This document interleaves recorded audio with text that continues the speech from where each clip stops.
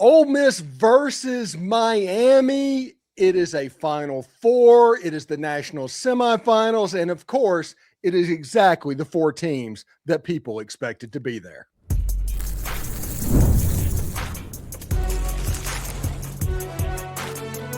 You are Locked On College Crossover, part of the Locked On Podcast Network. Your team every day.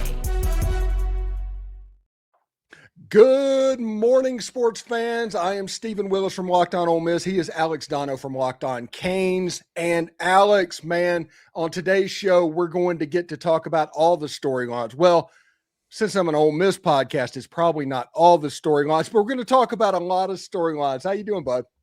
I'm doing great. And when it comes to storylines, Ole Miss has Miami beat.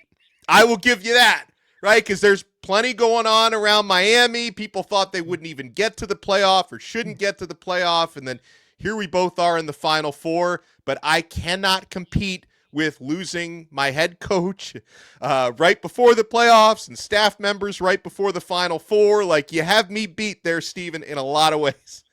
It's absolutely good. We're gonna talk about that. We're gonna talk about past the victory. We're gonna talk about this game that, I mean, look at Locked On Canes people listening to this. If they win the game in the Fiesta Bowl, they get a home game for the national championship. There's so many storylines right now that we will talk about as it goes. Remember, we're free and available on all the podcast apps and on YouTube. Special hello to the insiders and everydayers that kind of make the show what it is. Thank you very much, your team every day. And today's episode is brought to you by Game Time. Download the Game Time app, create an account, and use the code LOCKEDONCollege for your first purchase. That would come in handy even today if you're trying to get into the gates at the Fiesta Bowl. Put in the code LOCKEDONCollege. You can get $20 off your first purchase. Alex, you talked about the storylines. Listen, even Locked On Canes, I mean, I joke about that other than Baton Rouge, Louisiana, and probably Coral Gables, Florida, the rest of the country is rooting for Ole Miss, which is a very weird feeling if you've been through the history of Ole Miss and all of that. But this is a situation where the head coach literally left for a rival that you play a trophy with for, because he said on his way out the door that you could not do this.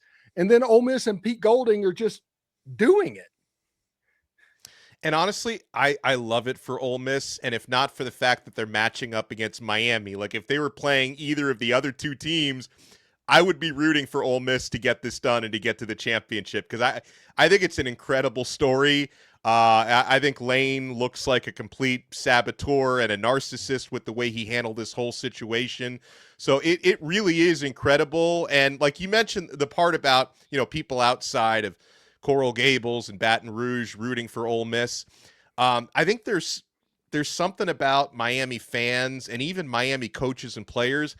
I kind of think that's the way they want it. I think in a lot of programs out there try to really embrace the us against the world mentality, but it means a little something extra for Miami. I mean, with the history of Miami's football program being like the bad guys during the 1980s and the 90s, during the Jimmy Johnson swagger era and the scandals back in the old days, like I really think Miami kind of gets fuel and energy out of being doubted and being rooted against. And then, of course, you know, for a guy like Ruben Bain Jr. on Miami's defensive line, being doubted is like his fuel. He has that maniacal notebook that he keeps where he writes down all the perceived disrespect.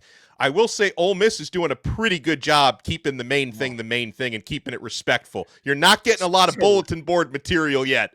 So much respect. It's a respect off between Ole Miss and Miami right now. Yeah. Mario Cristobal said that Ole Miss was the best team that they were going to play and have played this season. It is a respect off between these two teams. Now, it's going to be fun whenever it happens in Glendale. Both teams are going to travel very well. It's going to be a very festive atmosphere. And that, in my opinion, is one of the benefits whenever teams that aren't recently been in these type games or in these games, that the energy in this place is just off the charts. Georgia travels everywhere. They famously took over Notre Dame Stadium one year on a road game because of the way they traveled.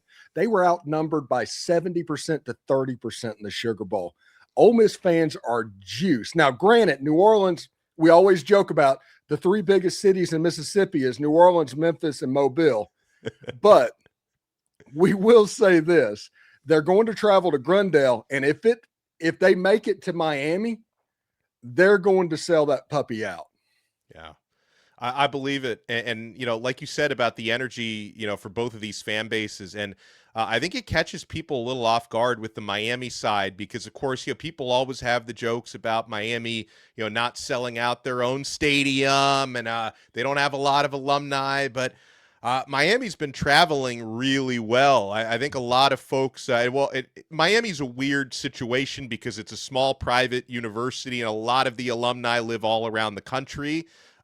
So they travel pretty well when they have big games and, playoff. Well, this is their first playoff, but when they have big, postseason situations, fans tend to travel well for that. I thought they did, they were outnumbered by Ohio State fans, of course, in the Cotton Bowl, but I thought it was more like a 70-30 or 60-40 Ohio State. Miami traveled pretty well for that. I would imagine they're going to travel well to Arizona, although the Fiesta Bowl brings back some awful memories from Miami. They're 0-2 all-time in Fiesta Bowls, famously the 1-2 against Ohio State. So they got their revenge against Ohio State last week. They haven't gotten their revenge against the Fiesta Bowl yet. So it's going to be like a haunted ground for Miami fans to step into. You got to wait for Penn State for that one. Vinny Testaverde's got to deal with that. Exactly. Oh man, exactly. But yeah, no, I expect both fan bases to be juiced because, like you said, they haven't experienced something like this in a long time, and also just having these two schools match up. This hasn't happened since 1951. Miami versus Ole Miss. So it's always cool to face a school that you've never played before or haven't played in generations in this case. Yeah, and there's two really funny facts going into this game. First of all, Pete Golding is tied for third all-time in the SEC in playoff wins. That's hilarious. Yes. And second of all, when Ole Miss won the baseball national championship in 2022, they had to beat Arizona in Miami to advance. Oh, yeah. And this time they have to beat Miami and Arizona to advance. So it's kind of like a Kennedy secretary was named Lincoln type thing. That's hilarious. Oh man. And it's just something, I know like for Miami fans, this all feels like kind of a dream, Steven, to be even at this point. And it's not to say there's a feeling of playing with house money. I don't think it's that, because I think anytime you get a little farther than you think you're going to get, the expectations change. And if Miami is unsuccessful in this game, there's going to be plenty of disappointment. Like, no one's going to say, hey, we're glad we got there. I mean, Miami wants to win the whole thing now that they've gotten this far, but it really does feel surreal, to think going back to early December, folks, myself included, I was pretty pessimistic when I woke up on, the selection day. I didn't think Miami was going to get in. I thought they had a chance to get to the playoff, but I ultimately thought they were going to be the first team out. So, to get that opportunity and then to have the road that Miami has had, right? To have to go into College Station and beat Texas A&M in the opening round and then to have to beat the defending champs. It's crazy. And then I'll say for Ole Miss, I know obviously Tulane wasn't the toughest game to start out with, but they weren't supposed to beat Georgia, and they hung like 1,000,000 points on Tulane in that opening round, and they're doing all of this with all the staff changes and stuff. Like, it's really impressive, the resume that both the teams have put together to get here. Yeah, it's pretty interesting because last year was kind of supposed to be both of these teams' year.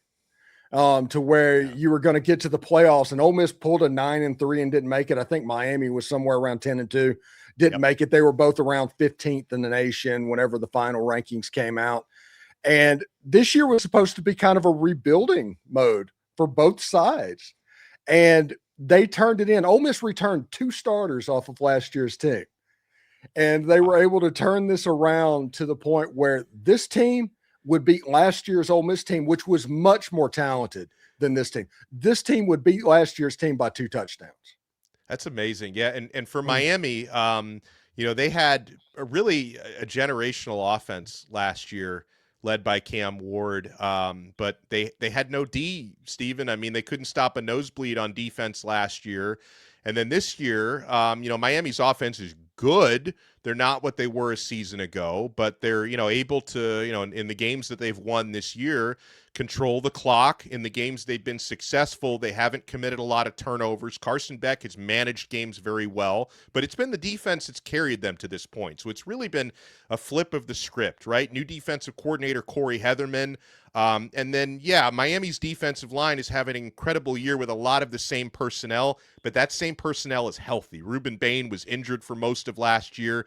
Akeem Mesidor has had injury struggles. He's healthier than he's ever been this year, and they've been able to get after quarterbacks at a high level, and they play a lot more aggressive with their new defensive coordinator. So it's really, like you said, last year should have been Miami's year, but the defense let them down. It should have been an Ole Miss year as well. And then look at that. I thought heading into this season, it might be a little bit of a rebuilding year, but I guess for the big programs in college football in the transfer portal era, you don't really rebuild anymore. You reload.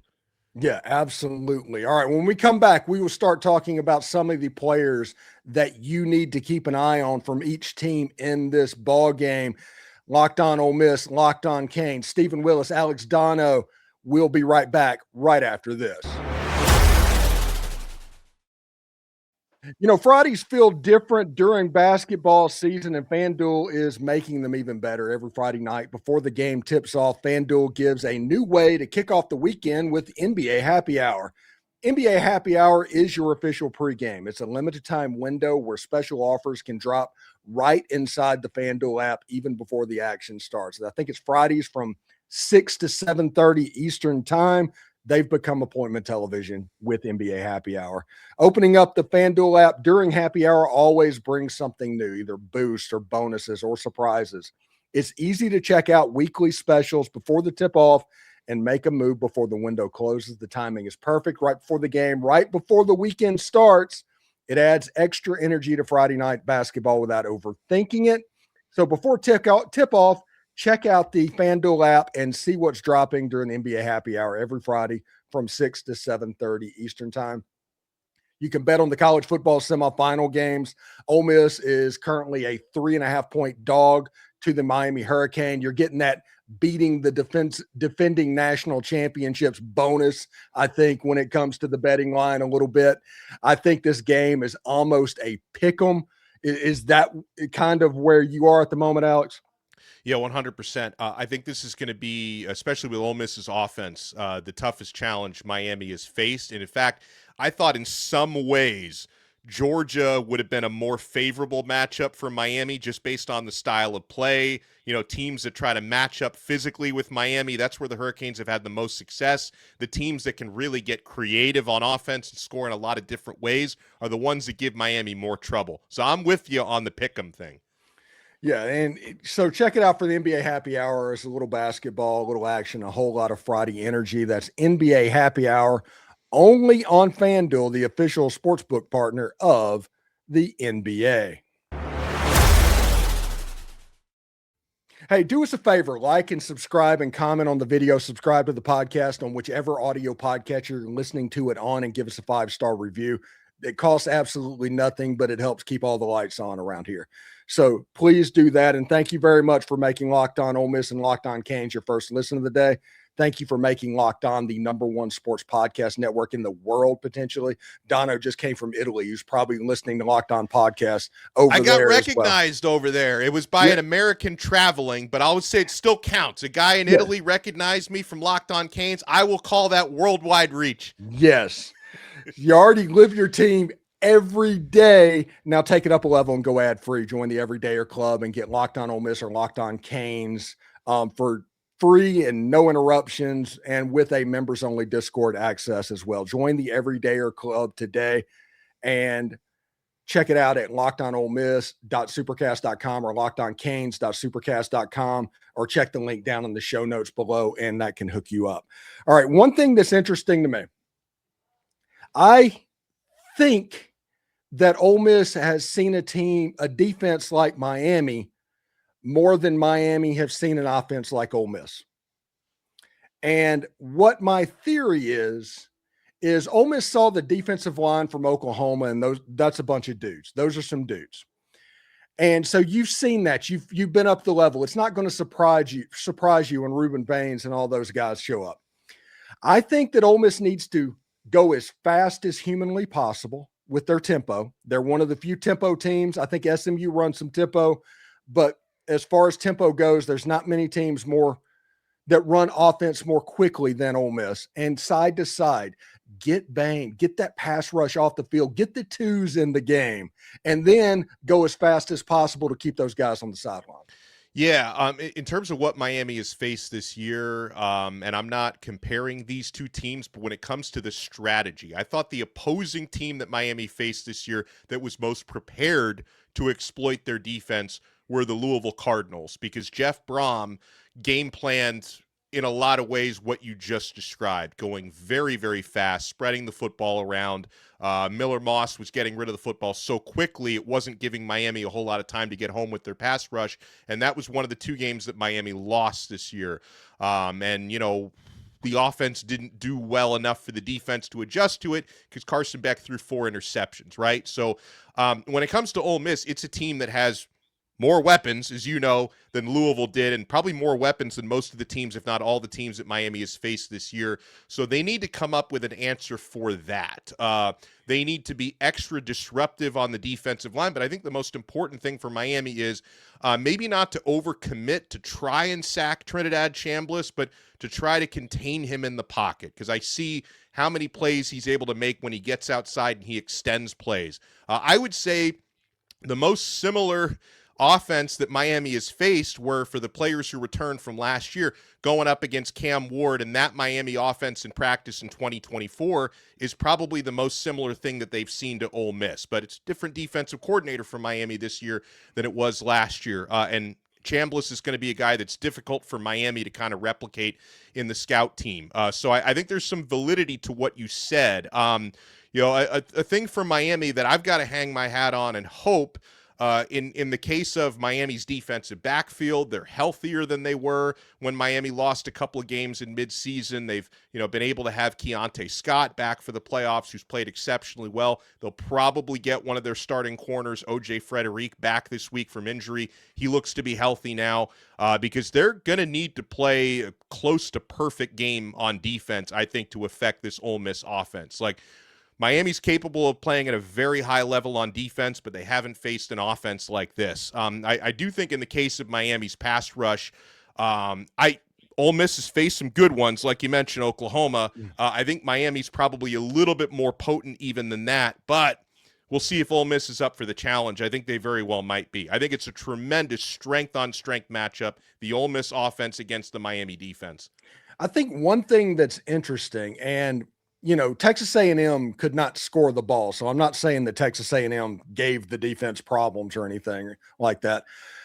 Marcel Reed, though, kind of got loose on some quarterback scrambles. And when you look at Miami's defensive line, they will go 3-man front and they will spread those defensive ends out way past even a 9 technique to where they're going to get around the outside. If you do that to Trinidad Chambliss and give him the free release rush, that's at a minimum 5 yards. Yeah. And I don't know that Miami can do that. So that's one way that I think it will be different than when they went up against Marcel Reed and Texas A&M, because I like Marcel. I know his dad. His dad watches the show.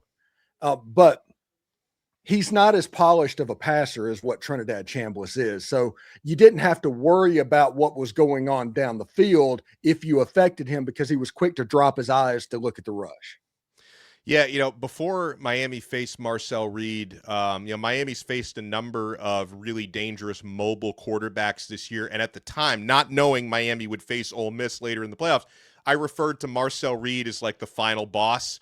But he's not. Trinidad Chambliss is the final boss now when it comes to really electric dual threat quarterbacks, because like you said, he's more dangerous in the fact that he's so much more of an accurate passer. Because the other issue that Reed was facing, and which Carson Beck had to face as well in that game, with those wins that day in College Station, it was impossible to throw downfield. So it really became just a pure slugfest in that one. This one's being played in an indoor environment. We're not going to have wind being a factor there in Arizona. And so, yeah, I don't think Miami can play Chambliss the same way. I think even in the case when they went up against Reed, because most of his scrambling success was earlier in the game, there was definitely an adjustment made by Corey Heatherman. You're probably going to have to make that adjustment a little bit more quickly this time around, depending on what Ole Miss throws at you early on. And is Miami a typical defer to the second half kickoff return, or do they take the ball? They love to defer. They take that middle eight if they can get it. And actually, one of the reasons why Miami has gotten to this point is they've been super successful with the middle eight when they have the final possession of the first half and then open up with receiving the kickoff in the second half. That was something, even with how great Miami's offense was a season ago, they weren't all that consistent with the final possession, first possession. Even in some games when, the offense sputters a little bit in the second quarter, they get that, 2-minute drill at the end of the second quarter. That usually tends to be one of their best drives this year, and then starting out the second half. So, yeah, if Miami wins the toss, they defer 100%. What about Ole Miss? Do they defer or do they take it to Always start? takes the ball. Always. I love that. Yeah, so we know Ole Miss is probably going on offense first in this game. Yeah. What's the Hurricanes wearing in the game? Please tell me it's orange pants. No, I believe they're going white on white again. Because that's I think Mario Cristobal's a little superstitious. Now I have to double check it, but I think they're going white on white because that's what they've worn to this point, unless I don't know, are they considered to be the home team for this one, or is Ole Miss the home team? Ole Miss is the home team. They're wearing powder. Okay, helmets, yeah. So I think Miami's going white on. on white again. Then they're going. We call it the Stormtrooper look down here. Yeah, I just wanted the orange pants. That's what I wanted. I wanted the U to look like the U when Ole Miss played the U. That's what I wanted. Yeah. I think Mario Cristobal, he likes to say, if the white on white is working, we stick with it. What's your favorite era of Miami football? I am fortunate enough to have remembered the late 80s when they won their first title in 83. I was born in 84, so I don't quite remember that one. But from 89, 91, but my favorite era was definitely the 2001 team and the couple years where they were so close to winning titles before and after 2001.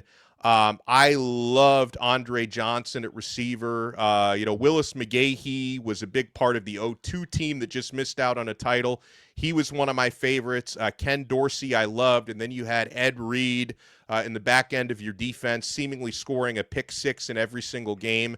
So for me, it was like the pocket of 2000, 2001, 2002. That was, for me, my favorite for Miami.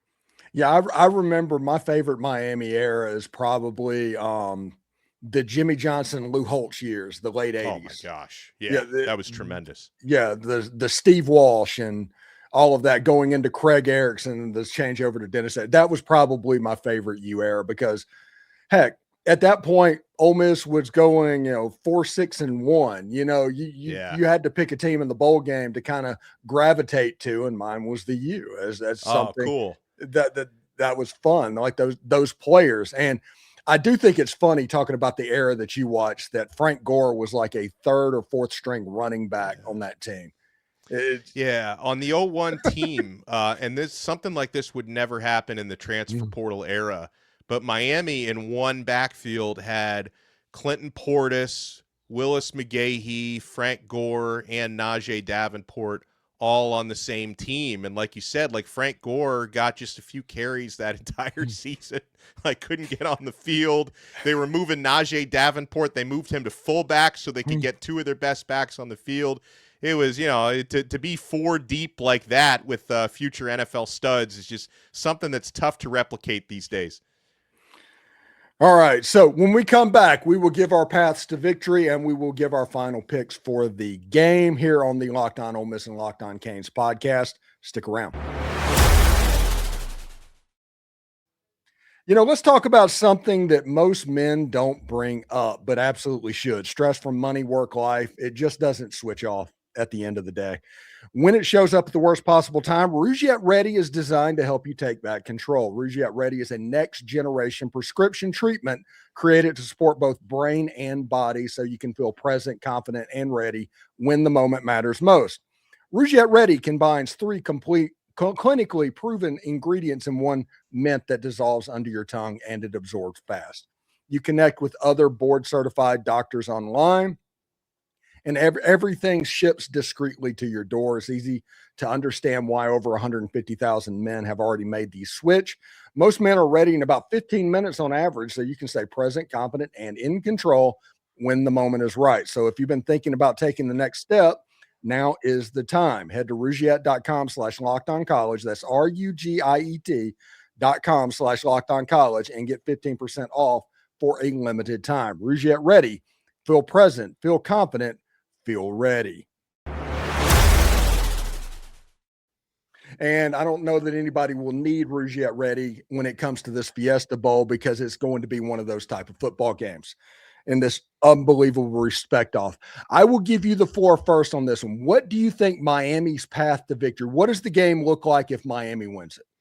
Stylistically, I've got a very clear idea of what Miami's path to victory looks like, because these two teams are different in a number of ways. I think for Miami to get it done, they have to control the pace of play, right? I think Ole Miss would love this to be a shootout or a track meet. I think Miami would love to control it physically, control the time of possession. So offensively for Miami, I think establishing a running game is non-negotiable, and that's something Miami has done a really good job of in the playoffs. They were up and down with their rushing attack in the regular season, but they accomplished that objective against a really good Texas A&M rushing defense, then against an even better Ohio State rushing defense. And Mark Fletcher Jr. has been playing his best football, Miami's starting running back. So I think controlling that time of possession on offense, I think in the case of the passing attack, I think the most important thing is not turning the football over.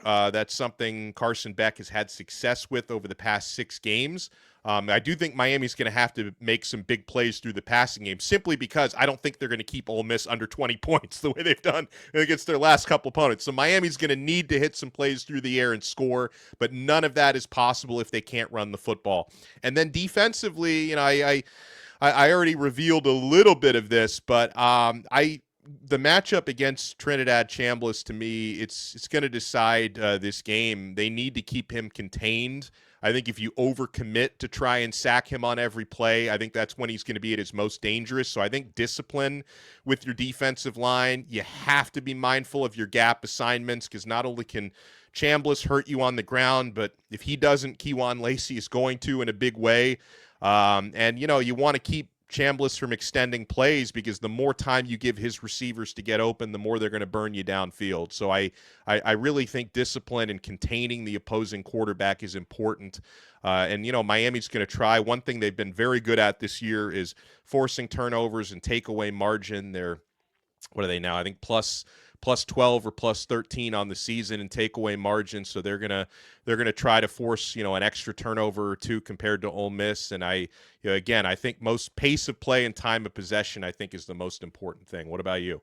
Yeah, pace of play is very much something that I'm thinking about. The way that you neutralize those edge rushers that are absolute monsters and the best in college football and super good at what they do. I mean, keep me out of the notebook, please. So the way you deal with that is you go side to side and you go as fast as possible. So whenever they go off the field to take a break, they can't get back on it because they risk a 12 man on the field penalty. So go fast, stay on schedule, avoid stupid penalties, procedure, holding, which holding penalties against those guys are very real possibilities in this game. If you can avoid those, great. But stay on schedule to where it's 2nd and 6, 3rd and 2. Very easy to pick up. Against the Georgia Bulldogs, the secret sauce, Ole Miss was in 2nd and 3 all night long. So that's the reason that defense wasn't able to get exotic with Ole Miss, because it was always a short yardage thing. This is a similar but a little bit more dangerous version of the Georgia defense. That's what they need to do offensively. On defense, against Georgia, the first time they played, Georgia ran for 230 yards. The second time, they had to basically eliminate the run game because they couldn't do it. There was a couple of things that broke away. If Ole Miss can stop the run, they're going to be in good shape, because Pete Golding kind of has that Carson Beck secret sauce. He knows how to defend that. He knows how to make that look. We've seen what it looks like, but I think if both teams play an A game, if both teams play their A game, I think Ole Miss wins this game. And I'm going to say Ole Miss 31, Miami 24. Ole Miss has scored over 30 points in 9 straight games, including 1 against Oklahoma and 2 against Georgia. This is unprecedented for me in a crossover episode. We have the same exact score. Just flip the teams. Like I've got Miami 31, Ole Miss 24, which obviously means Miami is going to have to force Ole Miss to a below average offensive output for them.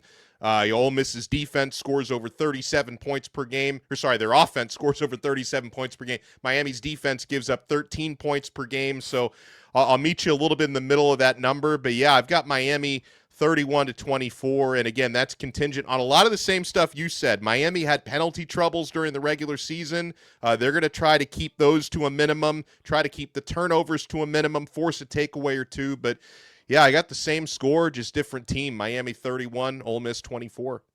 And one thing that nobody talks about before we get out of here, Ole Miss might have the best special teams left in the game.